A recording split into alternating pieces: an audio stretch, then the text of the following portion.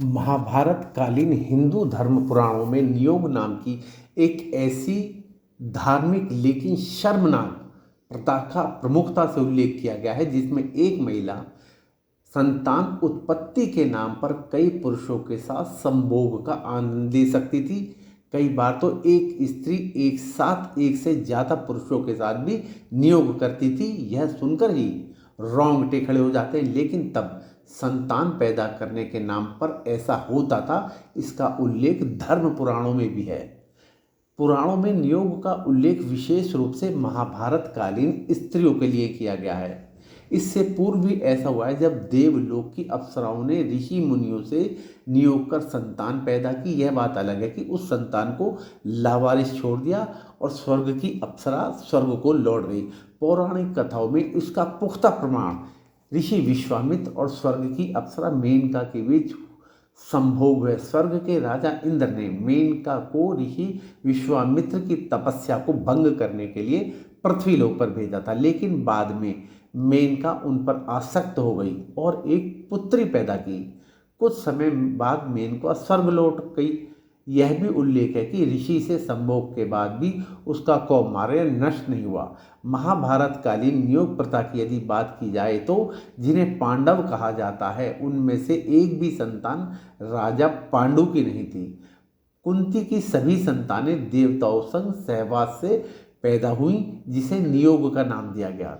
राजा पांडु की दो पत्नियां थी, कुंती और माद्री, जिन्होंने नियोग से ही सभी पांडवों को जन्म दिया।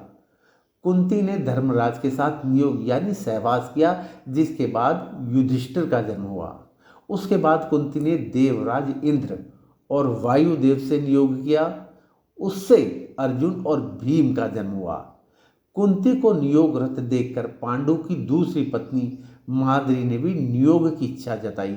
वह भी चाहती थी कि किसी दूसरे पुरुष के साथ सहवास करे और संतान पैदा करे। इसके लिए उसने अश्वनी कुमारों तक नियोग का आनंद लिया और उसके बाद नकुल और सहदेव को जन्म दिया। बताया जाता है कि कुंती इससे पूर्व भी जब मात्र 13 साल की थी संभोग कर चुकी थी। इसकी भी एक पौराणिक कथा है। कुंती यदुवंशी राजा सूरसेन की पुत्री थी। वासुदेव सुतप्रभा की बड़ी बहन और कृष्ण की बुआ थी। एक बार ऋषि दुर्वासा राजा सूर्यसेन के महल में पधारे। कुंती ने उनकी खूब सेवा की। कुंती की सेवा से प्रसन्न होकर दुर्वासा ने उसे एक ऐसा मंत्र दिया जिससे वह किसी भी देव का आह्वान कर सकती।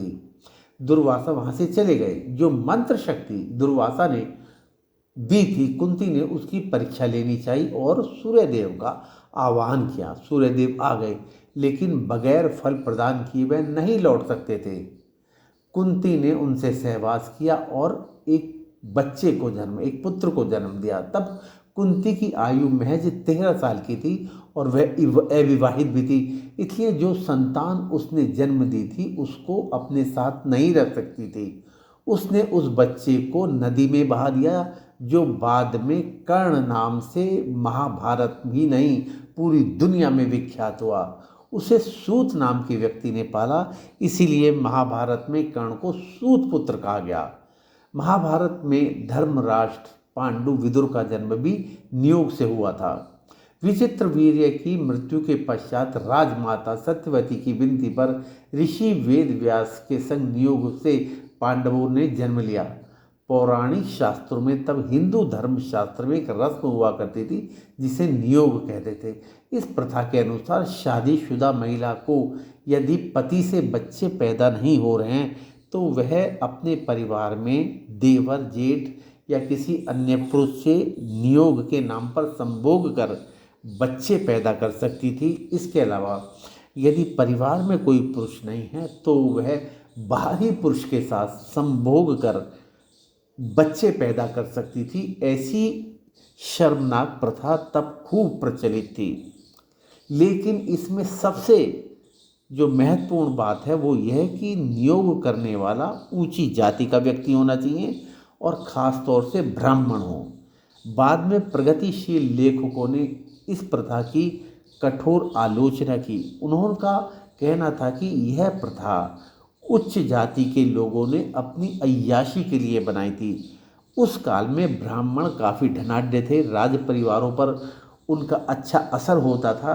ब्राह्मणों ने खुद को ब्रह्मचर्य का पालन करने वाला बताकर ये कहा कि वह स्त्रियों से दूर रहते हैं, लेकिन अपनी अय्याशी के नाम पर उन्होंने नियोग की प्रथा को जन्म दिया और इस प्रकार वो छोटी जाति की सुंदर महिलाओं से नियोग के नाम पर संभोग का आनंद लेने लगे। ऐसी ही एक और कथा के साथ आपसे शीघ्र रूबरू होंगे। तब तक न्यूज ट्रैकर 24 के लिए शेखर शर्मा को आज्ञा दीजिए।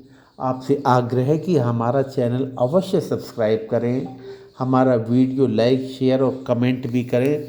धन्यवाद।